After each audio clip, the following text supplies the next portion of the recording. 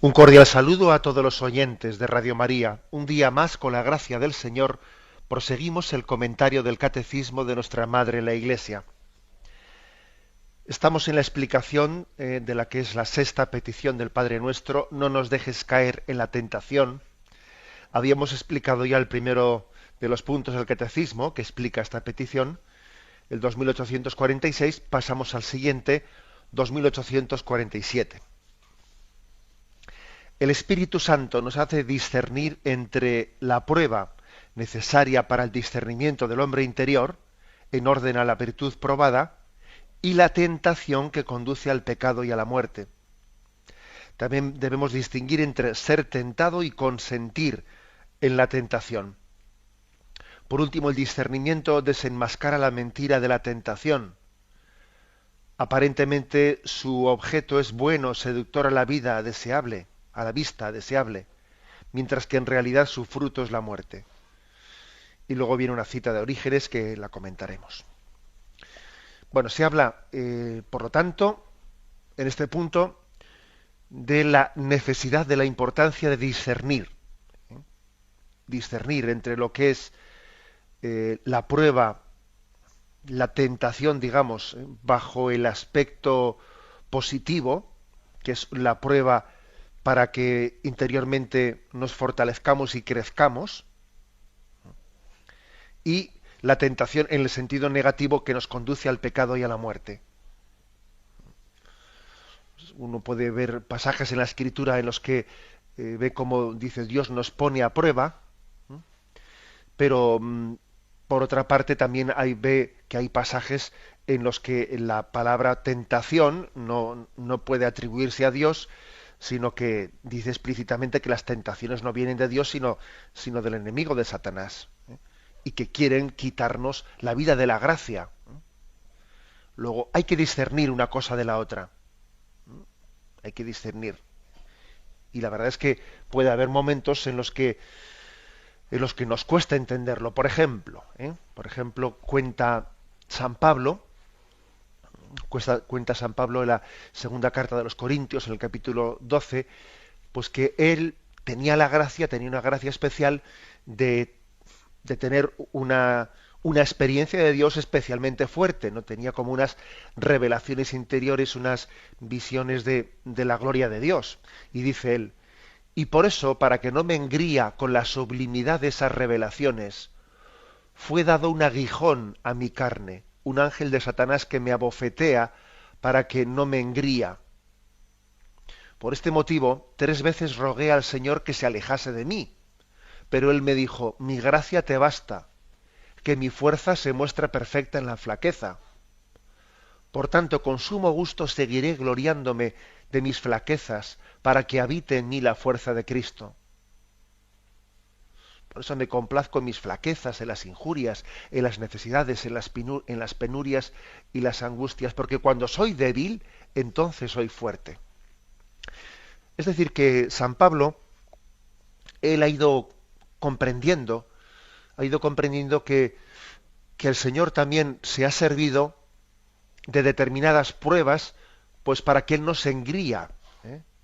El hecho de que él dice: yo tenía como un aguijón clavado en mi carne, y por 3 veces pedí que me fuese quitado ese aguijón. O sea que también él, bueno, es difícil saber a qué se refiere con ese aguijón que tenía clavado en la carne. Algunos han dicho que podrían ser pruebas contra la pureza, o algo que le mortificaba, algo que él quisiera no haber tenido, ¿no?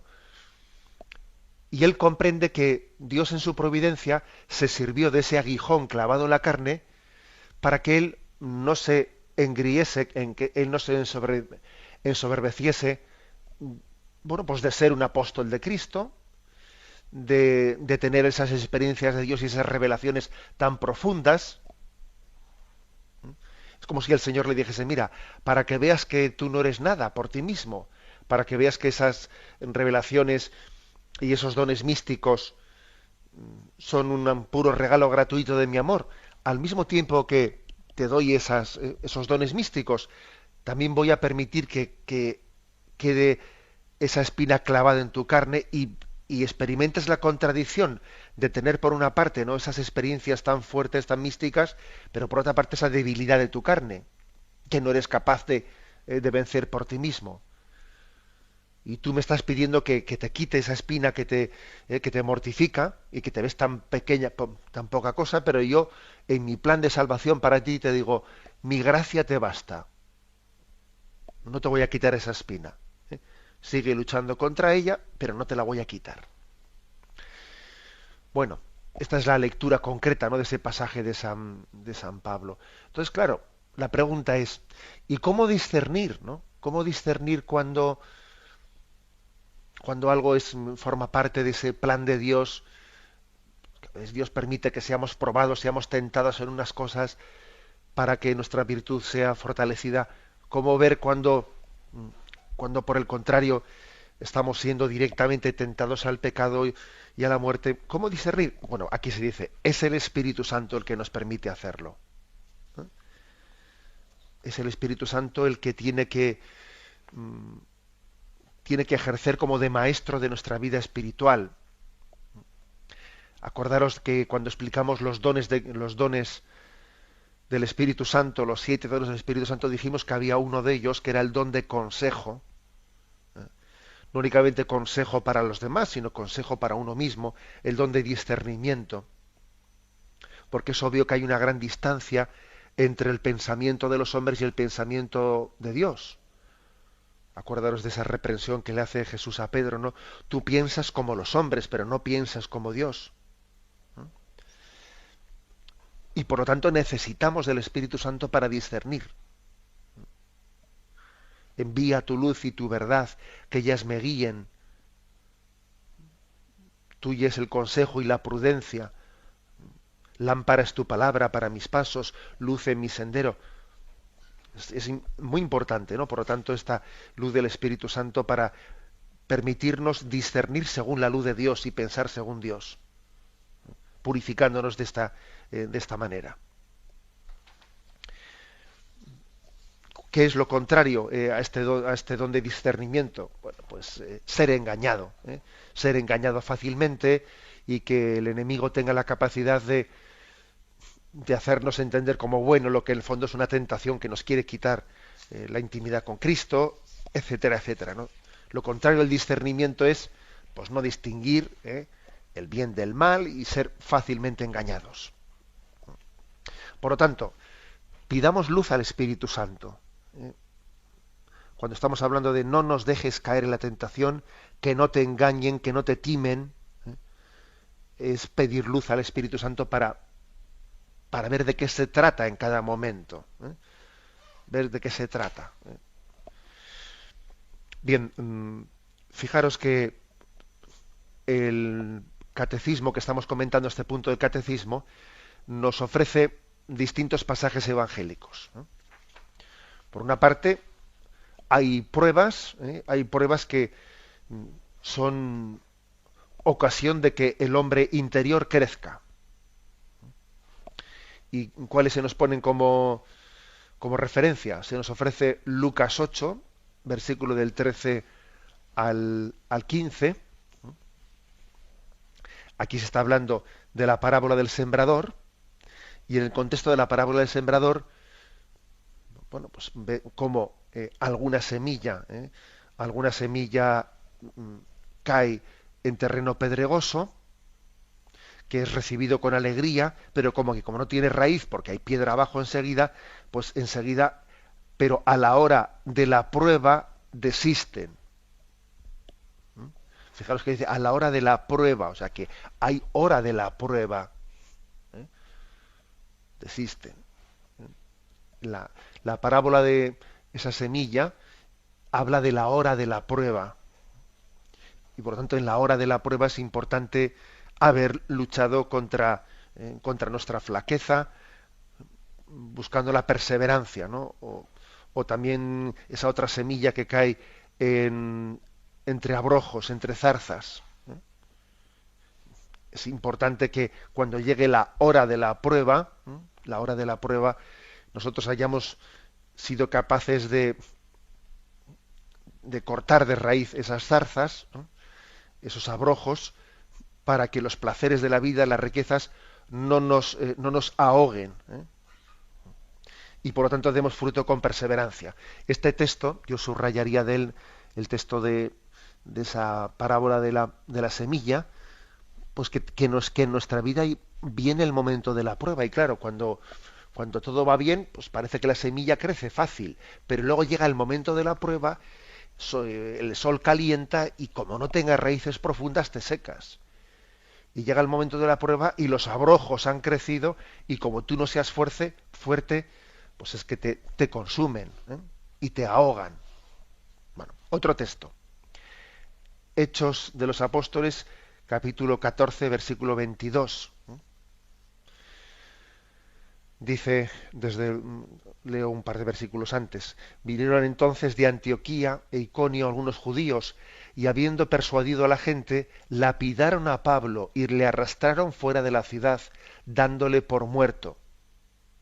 Pero él se levantó y rodeado de los discípulos entró en la ciudad. Habiendo evangelizado aquella ciudad, confortando los ánimos de los discípulos, exhortándoles a la perseverancia en la fe y diciéndoles: es necesario que pasemos por muchas tribulaciones para entrar en el reino de Dios. Y fíjate que le acababan de lapidar, la habían apedreado, ¿no? Y él dice, es que es necesario pasar por muchas tribulaciones, tenemos que ser probados. Es que sin persecución no hay nada. A Cristo le persiguieron y no nos escandalicemos de que también lo hagan con nosotros. Es una, por lo tanto, una referencia a la autenticidad de la cruz. O sea, si no hay cruz, en realidad no hay autenticidad de vida cristiana, ¿no? El que pretenda un seguimiento a Cristo sin cruz, sin problemas, bueno, pues esa no es la vida cristiana real. Es necesario que pasemos por muchas tribulaciones para entrar en el reino de Dios. Más textos. El siguiente se nos ofrece, 2 Timoteo 3:12.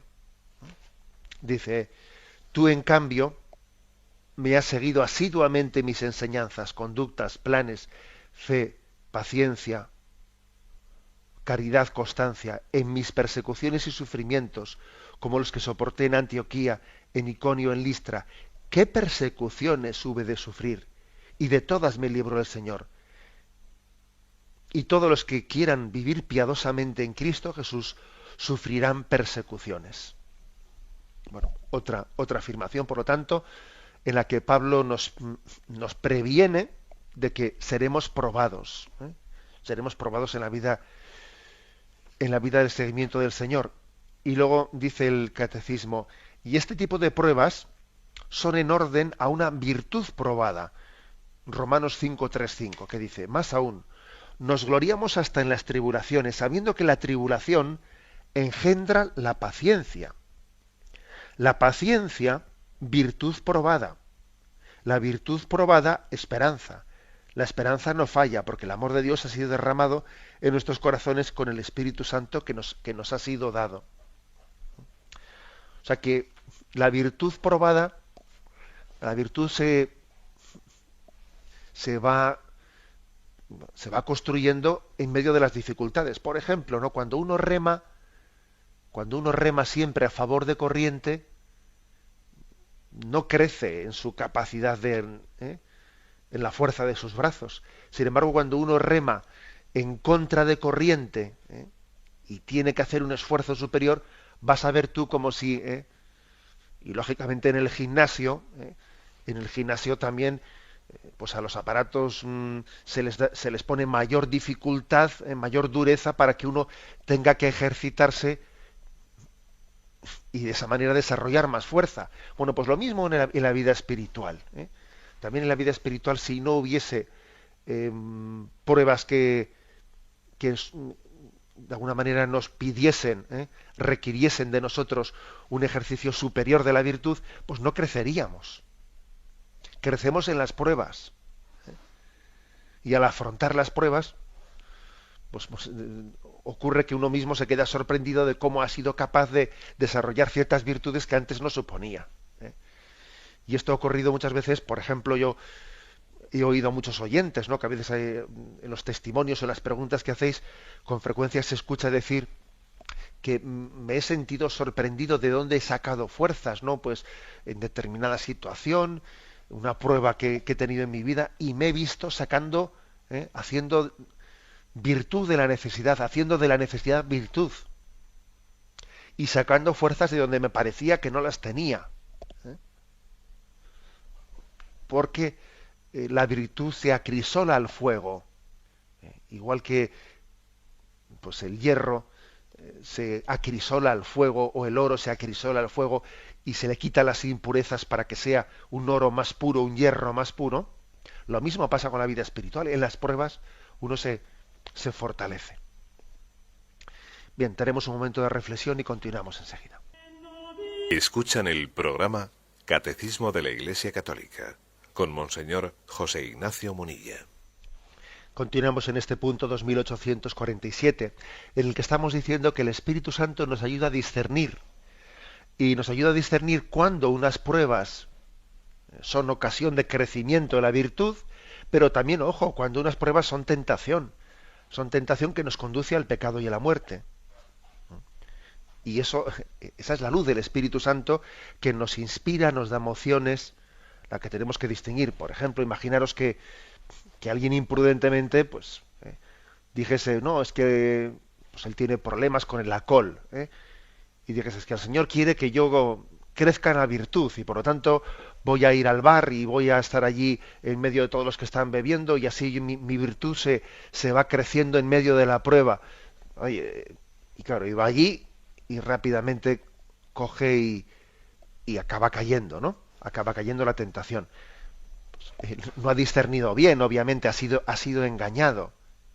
Ha tomado excusa de una supuesta prueba para crecer en virtud, pero tenía que haber entendido que esa prueba se la está autoimponiendo él. Una cosa es que Dios nos ponga en situaciones de prueba, y otra cosa es que tú juegues a hacer experimentos, que tú juegues a hacer experimentos, y en el fondo tú has sido engañado bajo tentación de virtud, porque también, como dice la Sagrada Escritura, Satanás se disfraza de ángel de luz para engañarte.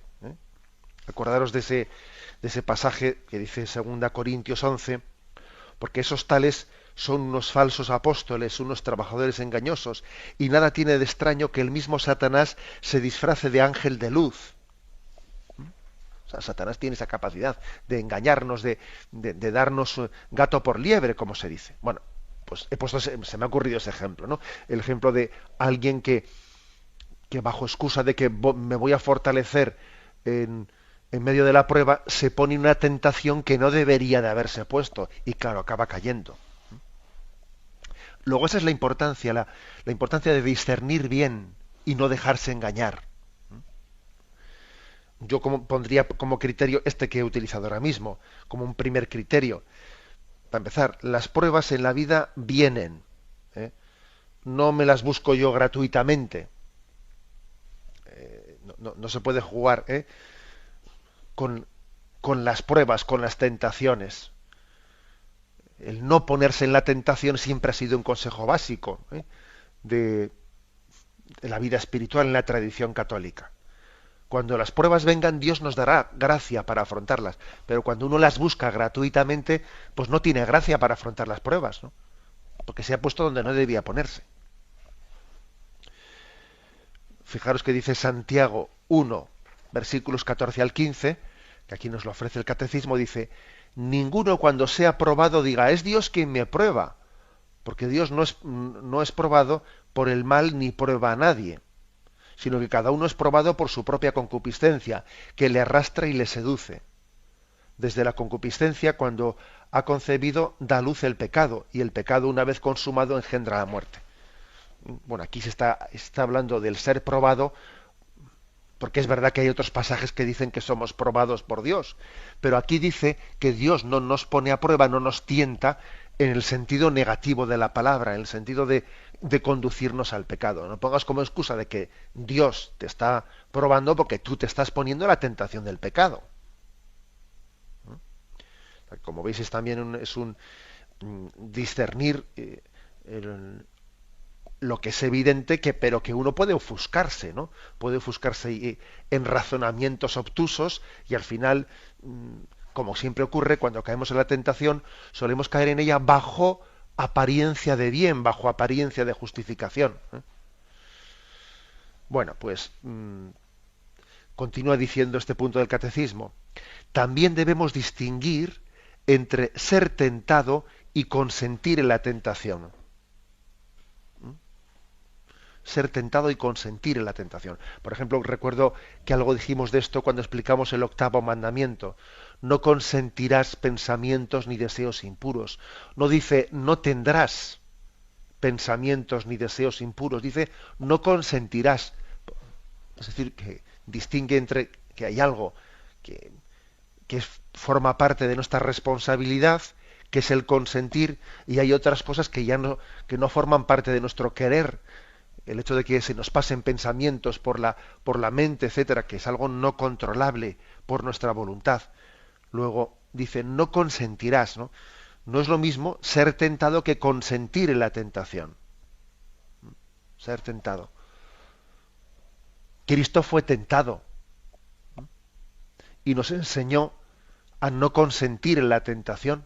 Luego, ser tentado no es malo, ¿eh? ¿Cómo va a ser malo si Cristo fue tentado? Ser tentado es un hecho, en principio, externo a nosotros, en el que nosotros no tenemos responsabilidad. Otra cosa es el consentimiento, ¿eh? Que supone ya un acto de voluntad, es un sentir, es buscar la complacencia de una manera libre, voluntaria. ¿Cómo se puede distinguir una cosa de la otra? Bueno, pues lógicamente, claro que puede haber casos en los que la línea divisoria no sea sencilla, ¿eh?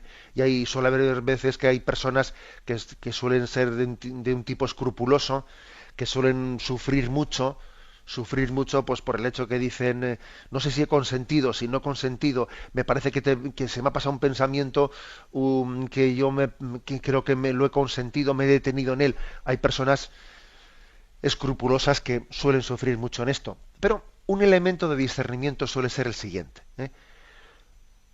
La tentación la percibimos como algo que me viene, me sobreviene. Mientras que el pecado o el consentimiento es algo que yo no solo me ha sobrevenido, sino que he hecho mío. Ha habido un acto de voluntad, ¿eh? Un acto de voluntad de elección propia.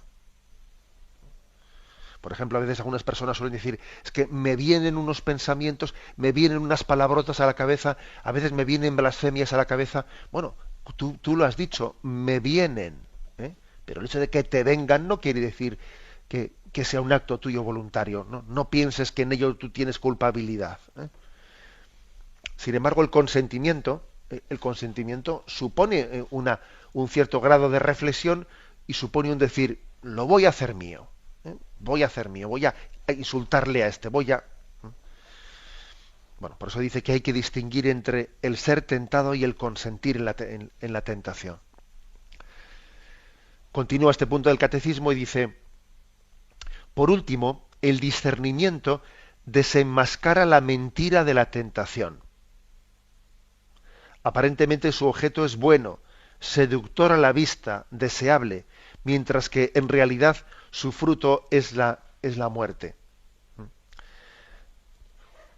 La tentación suele estar escondida, suele estar disfrazada de bien, será bueno para ti. La tentación siempre nos suele ofrecer el camino de lo fácil, el camino del mínimo esfuerzo. De hecho, si uno se fija en el capítulo 7 de San Mateo, allí en el Sermón de la Montaña, después de habernos enseñado el Padre Nuestro, qué tipo de enseñanzas nos da. Pues la primera que nos da es la imagen de el camino estrecho y el camino ancho. La tentación casi siempre suele venir bajo la imagen del camino ancho, de la ley del mínimo esfuerzo, lo fácil, lo placentero. Es el camino por el que van todos, ¿no? La tentación es muy fácil que se disfrace de, pero si lo hacen todos, ¿tú qué vas a ser, un estrecho o qué? Si lo hace todo el mundo. ¿Eh? Es muy fácil. ¿Eh? Es muy fácil que la tentación se disfrace de esto. Recuerdo haber comentado también en una ocasión aquí en Antena que una estrategia de Satanás en la tentación es hacernos confundir entre lo normal y lo corriente. Bueno, pues lo normal, ¿qué es lo normal? Pues lo corriente, ¿no? Lo que hace todo el mundo. ¿A dónde va Vicente? ¿A dónde va la gente?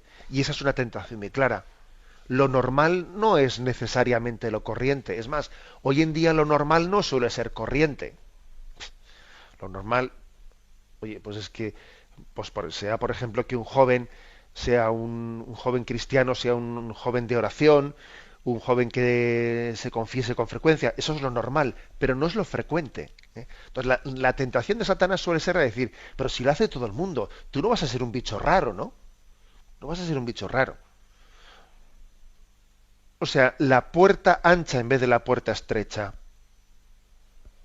Ancha es la puerta y por esa entran muchos, ¿no? Y es el camino de lo cómodo, etcétera. Y también otro texto que viene junto a este en Mateo 7 es el que dice, cuidaos de los falsos profetas. Vienen a vosotros como ovejas inofensivas, pero en realidad son lobos que desgarran. ¿No? Esto es lo de ser ángel de luz. Los falsos profetas nos confunden, dicen palabras bonitas y nos engañan. Tienen poder sobre las personas, etcétera, etcétera, ¿no? Y crean una gran confusión, ¿eh? Pues que también esto hoy en día lo vemos con frecuencia, ¿no? Qué fácil es que surjan falsos profetas, pues, por ejemplo, todo lo que es la nueva era, pues predicando un tipo de religiosidad fácil, sin compromiso, sin exigencia de conversión, etcétera, etcétera. Es decir, a esto se refiere, ¿eh? A esto se refiere la importancia de desenmascarar la mentira de la tentación. Esa ley del mínimo esfuerzo, ese resultarnos placentero, ese resultarnos atrayente.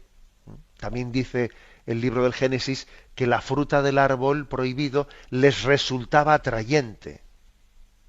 Les resultaba atrayente. Es curioso ver que tenemos como una especie de problema de paladar espiritual. Paladar espiritual. Lo que te hace bien a veces no te atrae. Y sin embargo lo que te atrae es lo que te hace mal. Esto suele ser así, también a veces en los alimentos, ¿no? A uno le ponen un régimen y dice, es que es curioso, justo lo que me resulta atrayente es lo que el médico me ha dicho que es malo para el colesterol, para esto y para el otro. Y lo que me haría bien, pues tengo que vencerme. Bueno, pues también eso pasa en la vida espiritual, también pasa así. Que mira lo que sé que me hace un bien al alma, pues por la oración profunda, o el servicio al prójimo, etcétera. Hombre, no me resulta, sé que es bueno, ¿verdad? Pero no me resulta atrayente. Lo que me resulta atrayente, pues es estar tumbado en el sillón haciendo zapping y viendo una película y la otra, y lo que me resulta atrayente es, o sea, no siempre es, lo atrayente es bueno, ni siempre tampoco al revés. Tampoco quiere decir que todo lo que me cueste sea bueno. No, también a veces Dios nos da la gracia de disfrutar de cosas buenas. También hay que decir esto, que no se trata de decir todo lo atrayente es pecado. No, no es eso. Pero hay que discernir. Hay que discernir, por eso estamos hablando de que es el Espíritu Santo el que nos permite discernir entre lo que es una prueba para fortalecernos y lo que es una tentación para llevarnos al pecado. Tenemos un momento de reflexión y continuamos enseguida. Estamos concluyendo la explicación del punto 2847, en el que se nos dice que el Espíritu Santo nos ayuda a discernir entre la prueba que lleva al fortalecimiento de la virtud o las tentaciones que nos llevan al pecado. Al final viene una cita de Orígenes, uno de los padres de la Iglesia de los primeros siglos, Orígenes, un autor muy prolífico en sus escritos, aunque no sea santo. Dice, Dios no quiere imponer el bien, quiere seres libres. Luego seguimos leyendo la cita de Orígenes. Pero lo primero, Dios no quiere imponer el bien, quiere seres libres. ¿Esto en qué se traduce? Pues hombre, esto se traduce en que mm, Dios también permite que nos equivoquemos, porque prefiere que nos equivoquemos y de las equivocaciones luego aprendamos cosas, que no hagamos el bien obligados a hacerlo y no crezcamos en virtud. Como Dios quiere que seamos libres y que hagamos el bien conscientemente de ello, también a Dios tiene que sufrir viendo, vamos, y lo hace, como también le pasa a un padre. Un padre llega un momento en que dice, bueno, yo a mi hijo le he impuesto el bien hasta ahora, pero claro, ahora ya tiene 20 y pico años y ahora yo no puedo yo obligarle a que vaya a misa los domingos o pueda hacer lo otro, ¿no? Entonces yo no solo quiero el bien para él, sino quiero que lo haga libremente. Claro, y eso supone también sufrir por parte del padre, ¿no?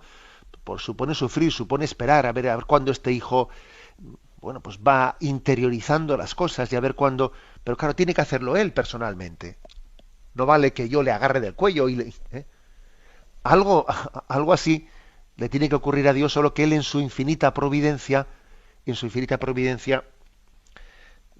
él va conduciéndonos interiormente. Claro, eso es lo que, en su gracia, ¿no? Y eso es lo que los padres no tienen capacidad de hacer con los hijos.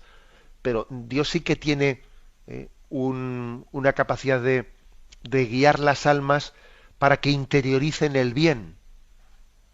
Es verdad que uno tiene que colaborar con su libertad, ¿no? Pero la libertad no está desasistida tampoco de la gracia de Dios. Y a veces tiene que haber un itinerario en el que uno, pues mira, ha tenido que aprender dándose coscorrones. Y si no hubiese aprendido como el hijo pródigo, ¿no? Si no hubiese aprendido de lo mal que se vive fuera de la casa del padre, pues después no hubiese sido un buen hijo. Claro, mientras tanto, el padre sufre. Sí, pero también el padre, cuando hablamos de Dios, también Dios tiene ese plan providente que incluso integra los errores que cometemos, ¿no? Queriendo que de los errores saquemos bienes. Sigue diciendo, en algo la tentación es buena. Todos, menos Dios, ignoran lo que nuestra alma ha recibido de Dios, incluso nosotros. Claro, es que nosotros no tenemos ni idea, es que se nos escapa, ¿no? Se nos escapan los planes de Dios, a dónde pueden llegar. El hecho de que pueda haber tentaciones en las que Dios quiere que yo aprenda cosas, ¿eh? Eso nosotros no, lógicamente tenemos que luchar contra las tentaciones, pero Dios sabrá, Dios sabe más que nosotros, y quizás algún día, por ejemplo, entenderemos que detrás de una serie de tentaciones que han resultado muy duras en nosotros, Dios ha querido que seamos humildes. Que seamos humildes. El hecho de que Dios no nos concede inmediatamente pues vencer las tentaciones, sino que ahí nos veamos a veces débiles y luchemos y tengamos victorias y luego tengamos fracasos, etcétera, es una prueba de humildad, es una manera de entender en la vida que sin la gracia de Dios yo no soy nada. O sea, no somos nada sin la gracia de Dios. Nos deja Dios de su mano y es que no duramos en pie, varamos, ni 5 segundos, ¿no? Nosotros no conocemos, ¿no?, esos planes providentes de Dios, en el que incluso Él es capaz de utilizar el tentador, el mismo Satanás que tienta, está sometido a ese plan providencial de Dios, que es como si ata a un perro, le ata a un perro con una cadena a un poste, a una distancia en la que la cadena no le permite al perro llegar más que a aquellos que imprudentemente se acercan a la distancia a la que le llega la cadena, ¿eh? Se acerca prudentemente, pero de esa manera suscita en nosotros, ¿no?, esa prueba. Ya conté también aquí en Antena una anécdota que viví de pequeño, pero bueno, me parece que viene a cuento ahora y la vuelvo a contar para que veamos de cómo también la tentación suscita en nosotros a veces, a veces pues el bien. Y recuerdo que siendo muy jovencillo, yo creo que tendría 10 años o así, acudí con un tío que ya falleció, un tío que vivía en el caserío. Acudí con él pues a una borda bien lejana donde iban a hacer un ternero, era una vaca primeriza, que él me dijo, vamos a ir a un sitio muy lejano al monte, porque hay una vaca primeriza que va a dar a luz. Bueno, pues allí acudí con él y después de un buen tiempo de llegar llevamos allí y era el primer parto de aquella vaca primeriza y ocurrió rara cosa en la naturaleza, porque raramente ocurren tales cosas, pero ocurrió que aquella vaca tuvo un mal parto y no reconocía a su ternero, no se acercaba para lamerle, no le daba de mamar, le despreciaba como si no fuese cosa suya, ¿no? Y claro, mi tío me decía, pues este ternero se va a morir porque no tenemos capacidad de sacarlo de aquí, que estamos muy lejos. Se va a morir sin... Yo le veía a mi tío pensando y hubo un momento en que me dijo, espérate aquí, que voy, que vuelvo en un cuarto de hora. Y bueno, y volvió, fue a un caserío cercano y volvió con un perro atado con una cadena, pero que era un perro malo, malo de esos que pegaba unos ladridos que a uno le asustaba, le acongojaba el corazón. Introdujo el perro, lo ató con la cadena a un poste y el perro pegaba ladridos tremendos contra el ternero recién nacido, se lanzaba contra él, pero la cadena no le permitía llegar al ternero. Y bueno, y aquella vaca pues empezó a ponerse nerviosa, salió fuera huyendo primero, pero luego volvió y hubo un momento en que aquella vaca empezó a acometerle al perro, empezó a darle cornadas y el perro salió por los aires y después de eso, después de haber tenido esa reacción, aquella vaca se acercó a su ternero y empezó a lamerle, le reconoció y le empezó a dar de mamar. Yo me quedé impresionado, ¿no?, de ver aquella jugada. Y me acuerdo que le pregunté a mi tío, ¿a ti esto te lo había explicado alguien? Y me dijo él, no, se me ha ocurrido. Y aquel episodio, la verdad es que yo lo he meditado muchas veces en la vida, de cómo Dios ha permitido, cómo Dios permite que a veces sea el mal el que suscite en nosotros el bien. A veces si no somos perseguidos, si no somos probados, es que no espabilamos. Y aquel instinto de maternidad que aquella vaca tenía guardado, que no lo había sacado, fue provocado, ¿no? Fue aflorado por aquel perro que le ladraba y le ponía a prueba, ¿no? Bueno, esto es lo que nosotros no sabemos. Eso es que, claro, las cosas algún día las conoceremos en Dios, ¿no? Ahora nosotros tenemos que ser humildes, ¿no? Y confiar en que Dios no permite que seamos probados por encima de nuestras fuerzas. Confiar en que Dios no lo permite. Él nos llevará adelante. Bueno, continúa diciendo,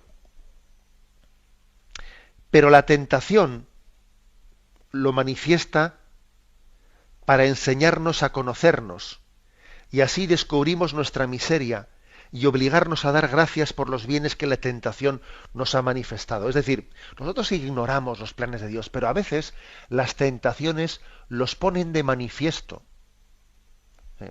Pues es como diciendo, fíjate tú, bendita prueba que me ha hecho más humilde. Bendita prueba de salud, que tuve momentos de desesperación, que fue un momento, es que tenía momentos de dolor que yo parecía que no iba a ser capaz de aguantarlos y me venían blasfemias a la cabeza, me venían y yo estaba desesperado y ahora veo que esa enfermedad ha pasado y me ha hecho más humilde, etcétera. Mira, nosotros no conocemos, ¿no?, los planes de Dios, pero sí que es verdad que a veces, en medio de las pruebas y de las tentaciones, cuando uno echa la vista atrás y hace una lectura, hace una recopilación de lo acontecido en su vida, descubre las huellas de Dios, ¿no? Descubre su plan en el que Él nos va conduciendo. Y además dice, y descubrimos nuestra miseria y nos obligamos a dar gracias a Dios. Qué importante es, ¿no?, conocerse. Conocerse. Hay una frase de San Bernardo, que yo la he utilizado, por cierto, así para la felicitación de Navidad, que dice, ¿no?, el desconocimiento de uno mismo genera soberbia y el desconocimiento de Dios genera desesperación. Bueno, pues Por eso nosotros, ¿no?, estamos aquí queriendo conocerle a Cristo y en Cristo conocernos a nosotros. Las pruebas, las tentaciones son una buena ocasión de conocerte, porque tú no te conoces hasta que no eres tentado, hasta que no eres probado. Entonces ves hasta dónde llegas, ¿eh? Y si San Bernardo dice el desconocimiento propio genera soberbia, pues hay que decir las pruebas generan humildad, porque te ponen en tu sitio. Y dice uno, madre mía, qué poquita cosa soy, ¿eh? Y lógicamente el conocimiento de Dios genera esperanza, porque aunque Dios te dé a conocer tus límites y que digas qué poca cosa soy, Dios nunca te da a conocer tus límites sin llenarte de esperanza y de confianza en que con su gracia puedes superarlos. Luego no se trata únicamente de verse débil o verse pecador, no, al mismo tiempo que Dios te da a conocer tus límites, te llena de esperanza. Lo dejamos aquí, damos paso a la intervención de los oyentes. Podéis llamar para formular vuestras preguntas al teléfono 917-107-700. 917. Hola, buenos días. Mire, yo le quería preguntar a usted, si tú le pides una señal a Dios y te la contesta, ¿cómo sabes tú si es de Dios o no es de Dios? Bien, vamos a ver. Yo en principio creo que eso de pedirle señales a Dios, quizás no debemos de tomarlo como formas de conocimiento de su voluntad, ¿eh? Eso en principio. Pues no sé, pues Señor, mándame una señal de... Vamos a ver, el discernimiento de su voluntad tenemos que buscarlo no a través de signos un poco, digámoslo, milagrosos. Ay, esto que ha ocurrido ha podido ser una señal de Dios, o me ha enviado lo otro, y esto que ha pasado... No, quitemos eso de nuestra mente, porque yo creo que más bien, más que ver señales de Dios, tenemos que hacer una lectura de nuestra vida en clave providencial, que es distinto. En clave providencial. Lo de ver señales quizás es como ahorrarnos de discernir. No, y el discernimiento tiene que ser hecho con nuestra razón, o sea, la razón hay que utilizarla para discernir, viendo, a ver, las consecuencias de esta decisión o de la otra, viendo también al mismo tiempo qué causas me llevan a esto o a lo otro, si esto me llevan buenos sentimientos o malos sentimientos. Es decir, el discernimiento tiene que hacerse con nuestras capacidades racionales, iluminadas por la luz del Espíritu Santo. Por eso, bueno, claro, yo tampoco sé muy bien qué entiende la oyente por pedirle a Dios señales, ¿no? Pero es no sé, a mí por lo menos en mi sensibilidad y tal y como he sido educado, etcétera, no me parece, o sea, no me suena bien, Permitidme que os diga esto, no me suena bien. Creo que es mejor hacer desde esta otra perspectiva, bueno, una lectura de la clave de nuestra vida en clave providencial, viendo qué quiere Dios que yo saque de cada situación, incluso de mis errores, qué quiere Dios que yo aprenda, etcétera, etcétera. Damos paso a un siguiente oyente. Buenos días. Buenos días, Buenos días, señor. sí. Le escuchamos, adelante. Sí, ¿cómo está usted? Mire, yo soy una señora que hace tiempos me he querido comunicar con usted, ¿no? Uh-huh. Y una señora que, como siempre, sufrimos las mujeres con los maridos, ¿no? Adelante. Entonces, tengo un problema de que mi esposo, hace mucho tiempo, digamos, más fácil, me traicionó. Uh-huh. Y se me llega ahora esta tentación a mi mente y no la puedo borrar. Uh-huh. También quisiera, monseñor, yo decirle que si puede usted atenderme allá en su... Algún día yo quiero ir, yo soy una señora que vivo por acá en... Uh-huh. Por acá, ¿cómo se llama? Yo soy colombiana. De acuerdo. Sí, muchísimas gracias. Y que le digo, y quisiera como confesarme con usted, como contarle mis problemas. Uh-huh. Yo a usted lo estoy escuchando hace mucho tiempo y todo me ha llegado al corazón y todo. Yo soy una mujer que he sufrido mucho, mucho en la vida.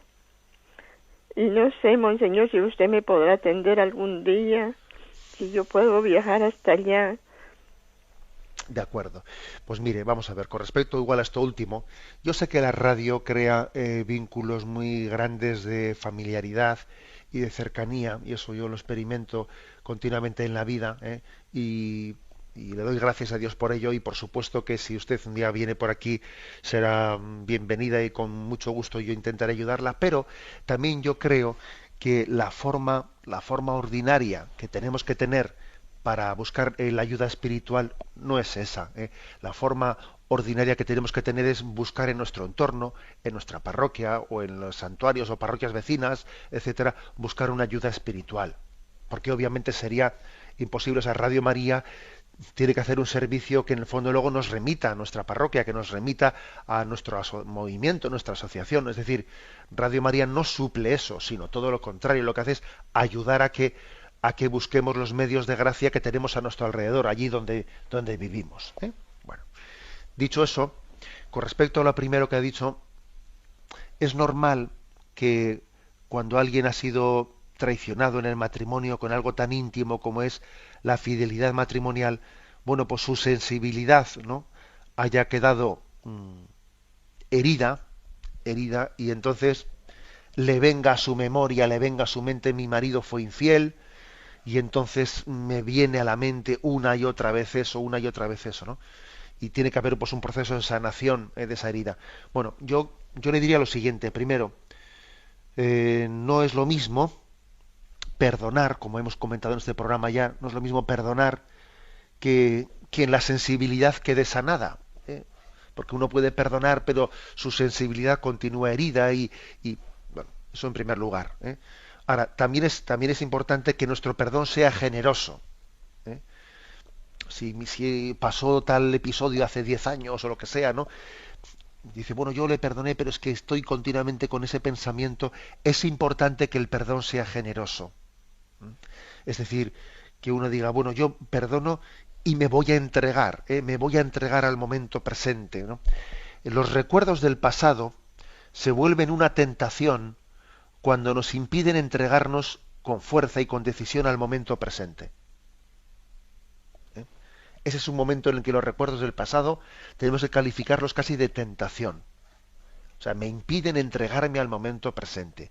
Luego, venga, voy a luchar contra esos recuerdos que me tienen paralizado en el pasado. Me tienen paralizado, ¿no? O sea, que es normal que usted combata, ¿no?, contra pensamientos que hieren su sensibilidad, pero que tiene que ser usted enérgica, porque todo aquello que le impide vivir el momento presente con intensidad, consideren una tentación, ¿no?, y afróntelo con decisión. Damos paso a una siguiente llamada. Buenos días.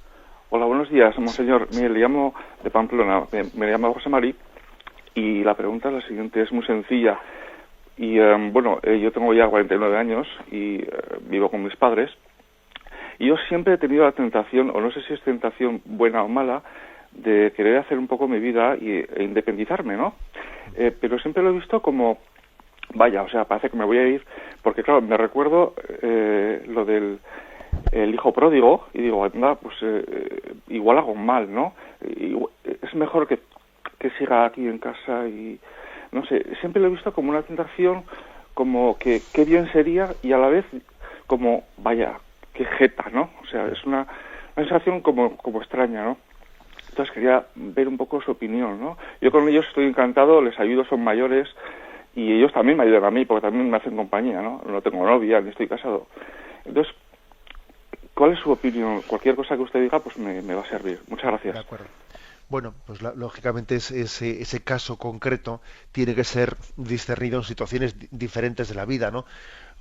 Por ejemplo, no es lo mismo pues que uno viva con unos padres que tienen una forma de ser en la que no impiden el crecimiento y el desarrollo de un hijo, o que otro diga, es que mientras que estoy aquí en casa, pues yo veo que es difícil que yo desarrolle mi vocación, o bien sea profesional, o bien sea también al matrimonio, porque igual formo parte de una familia muy posesiva. O sea, el hecho de independizarse pues puede tener razones a favor o en contra muy diferentes dependiendo del contexto en el que él viva, ¿no? De todas maneras, también yo pienso que el hecho de que el oyente tenga 49 años, que esté soltero, que no tenga novia, que por otra parte los padres vayan siendo mayores al dar, a mí me parece, y encima la convivencia es buena, yo pienso que teniendo en cuenta que con esa edad lo más probable es que el proyecto de matrimonio, hombre, sí puede ser posible, pero vamos, quiere decir que no parece algo muy probable o inmediato. Él tiene una tarea muy importante, que es la de estar cerca de sus padres, ¿no? Y no parece muy normal que la edad de independizarse sea la de 49 años, ¿no? Que hubiese sido hace bastante antes, hace bastantes años, quiero decir, pero no parece que este sea el momento. O sea que yo creo que yo me inclino a pensar que ese pensamiento en este momento es más tentación en el sentido negativo que otra cosa. Damos paso a un siguiente oyente. Buenos días. Buenos días, monseñor. Sí. Perdón porque la pregunta mía no va con el tema de hoy. ¿Es correcto cantar el aleluya sentados? Casi toda la asamblea sentada. Y hay veces que me resulta ridícula levantarme, pero es que me levanto, pues eso, con esa ansia de cantar, de hacer esa aclamación de pie. Y también, si es correcto, toda la asamblea que esté de pie en el momento de la consagración. Sí. Muchas gracias, monseñor. Bueno, pues litúrgicamente también existen unas normas que quieren preservar el sentido de lo que realizamos. Y las normas litúrgicas dicen que en el momento de cantar el aleluya nos ponemos en pie, porque acogemos a Cristo que llega en el Evangelio, y las normas litúrgicas dicen que en el momento de la consagración nos ponemos de rodillas, los que puedan, ponerse de rodillas, porque es un acto de adoración. Y no es baladí, el hecho de que exista una norma litúrgica para una cosa y para la otra no es baladí, porque también rezamos con el cuerpo. Yo lo he dicho muchas veces, que en muchos lugares está desapareciendo la postura de ponerse de rodillas en el momento de la consagración, y yo creo que eso tiene mucho que ver con una crisis de fe y una crisis de trascendencia. O sea, sin darnos cuenta, poco a poco vamos olvidando signos de trascendencia, de adoración, que tienen su importancia. La bendición de Dios Todopoderoso, Padre, Hijo y Espíritu Santo, descienda sobre vosotros. Alabado sea Jesucristo.